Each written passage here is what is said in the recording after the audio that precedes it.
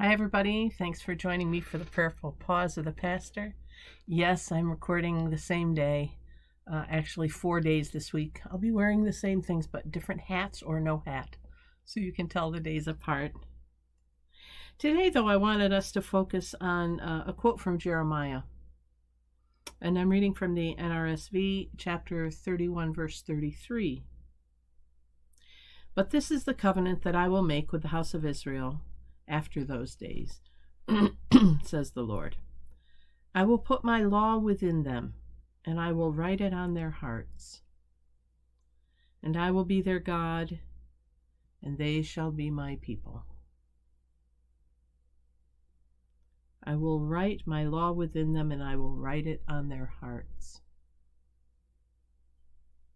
Yesterday we talked about how what is in our heart is what rules how we see things, how we feel attracted to them, because we were talking about releasing things, releasing emotions, and so we had to kind of look at through the eyes of our hearts. And today we're saying that God is writing God's law on our hearts. What is God's law? I mean, yes, we have the 10 Commandments, but if you had to sum up God's law, what would it be for you?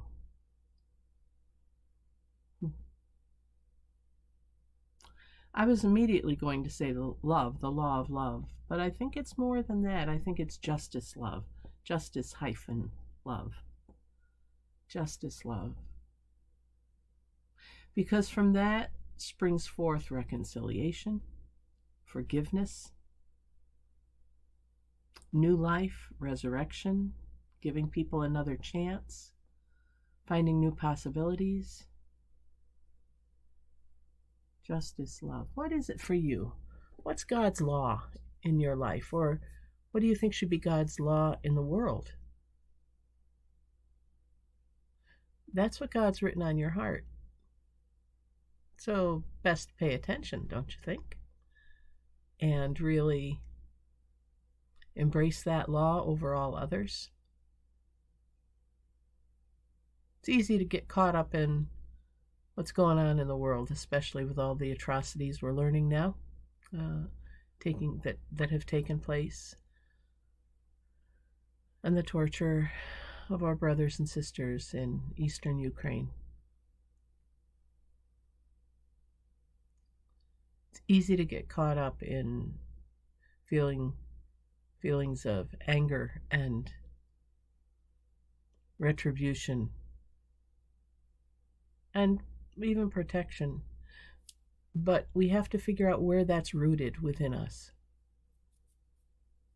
What's the law that all of that is grounded in? And for me, it's justice-love.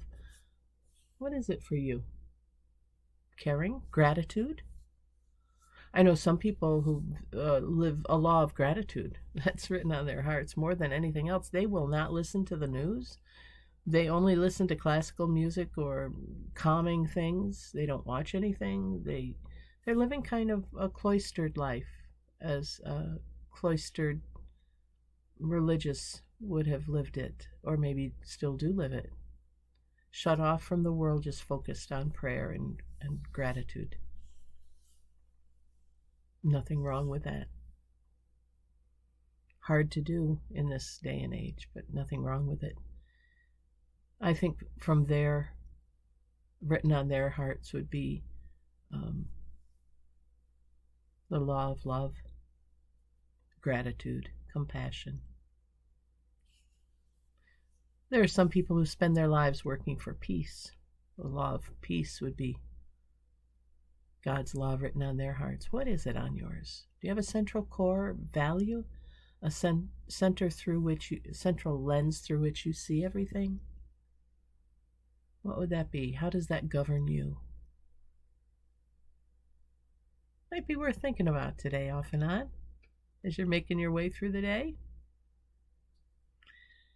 Thanks for joining me for this prayerful pause with the pastor, a few minutes to think of something greater than ourselves. And in this case, what is that core value that's written on our hearts by God? I'm Pastor Deb Swift with South Presbyterian Church in Rochester, New York.